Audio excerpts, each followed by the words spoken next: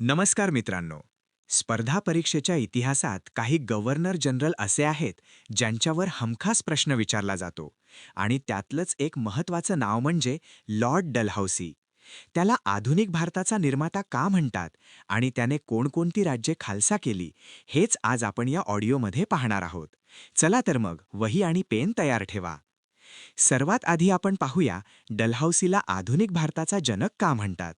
मित्रांनो, सर्वात महत्त्वाचा पॉइंट भारतीय रेल्वे. डलहौसीच्या काळातच 16 एप्रिल 1853ला भारतातली पहिली रेल्वे धावली. कुठून कुठपर्यंत? तर मुंबईच्या बोरीबंदर ते ठाणे. हे अंतर होतं 34 किलोमीटर. आणि विशेष म्हणजे त्या इंजिनची नावे लक्षात ठेवा: साहेब, सिंध आणि सुलतान. दुसरा महत्त्वाचा बदल म्हणजे पोस्ट आणि तार खाते. 1854मध्ये त्याने पोस्ट ऑफिस ॲक्ट पास केला आणि भारतात पहिल्यांदाच टपाल तिकीट पोस्टेड स्टॅम्प वापरले गेले. फक्त 2 पैशांत भारतभर पत्र पाठवण्याची सोय झाली.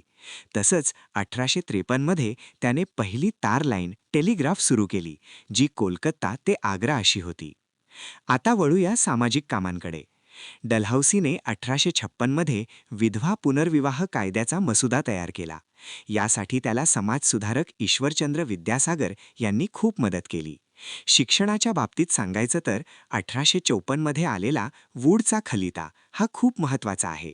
याला भारतीय शिक्षणाचा मॅग्ना कार्टा म्हणतात.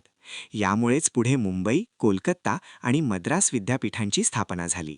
आणि हो, रुरकी येथे पहिले इंजिनिअरिंग कॉलेजसुद्धा डलहौसीनेच सुरू केले. आता वळूया डलहौसीचं सर्वात वादग्रस्त धोरण, दत्तक वारस नामंजूर किंवा खालसा धोरण. ज्या राजाला स्वतःचा मुलगा नाही, त्याचं राज्य डलहौसीने खालसा केलं. परीक्षेला याचा क्रम विचारतात, त्यामुळे नीट ऐका. सर्वात पहिलं खालसा झालेलं संस्थान होतं सातारा, 1848. त्यानंतर जैतपूर, संबळपूर आणि 1853मध्ये झाशी. 1854मध्ये नागपूरसुद्धा खालसा केलं गेलं. पण मित्रांनो, इथे एक ट्रिक आहे.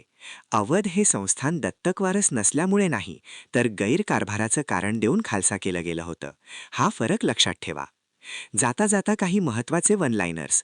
1. डलहौसीने शिमला ही भारताची उन्हाळी राजधानी, समर कॅपिटल बनवली. 2.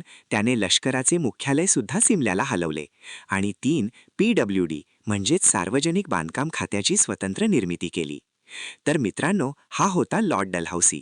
जर तुम्हाला ही माहिती उपयुक्त वाटली असेल तर व्हिडिओला नक्की लाईक करा आणि चॅनलला सबस्क्राईब करा. भेटूया पुढच्या लेक्चरमध्ये. धन्यवाद.